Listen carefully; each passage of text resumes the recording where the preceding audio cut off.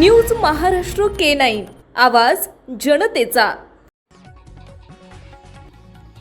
अर्ध्या तासात घरी येतो असं सांगून घरातून बाहेर पडलेल्या जिम ट्रेनरचा मृतदेह 14 दिवसांनी सैफुल जवळील काटेरी झुडपात रबरी पाईपनं गळफास घेतलेल्या स्थितीत आढळला।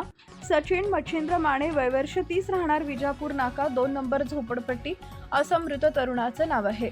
ही घटना शुक्रवारी सकाळी 9 वाजेच्या सुमारास उघडकीस आली। मृत सचिन हा 14 मार्चपासून घरातून बेपत्ता होता। याबाबत कुटुंबियांनी तो हरवल्याची फिर्यादीही दिली। सचिननं आपण आत्महत्या करणार असल्याचं स्टेटस ठेवल्याची माहिती सूत्रांनी दिली आहे। सचिन हा शनिवार 14 मार्च रोजी पत्नी कल्याणी यांना आपण अर्ध्या तासात घरी येणार आहे तोपर्यंत कैरीचं लोणचं आणि भाजी बनव असं सांगून गेला।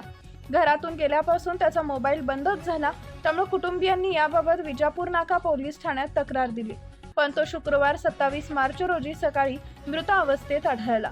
पोलिसांनी घटनास्थळी जाऊन पंचनामा करून मृतदेह उत्तरीय तपासणीसाठी शासकीय रुग्णालयात पाठवला। सचिनवर सायंकाळी अंत्यसंस्कार करण्यात आले।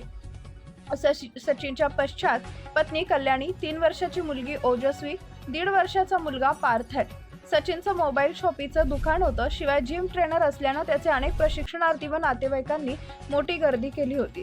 दरम्यान प्राथमिक अहवालामध्ये गळफास घेतल्यानं मृत्यू झाल्याचं आढळलंय।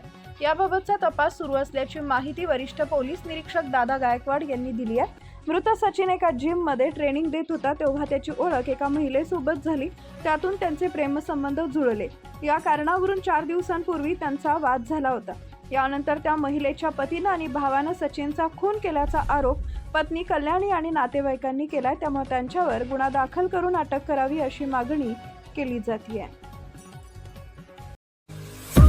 महाराष्ट्रातील महत्त्वाच्या आणि ताज्या बातम्या पाहण्यासाठी आमच्या न्यूज महाराष्ट्र K9 चॅनलला YouTube वर सबस्क्राइब करा आणि बेल आयकॉन प्रेस करा।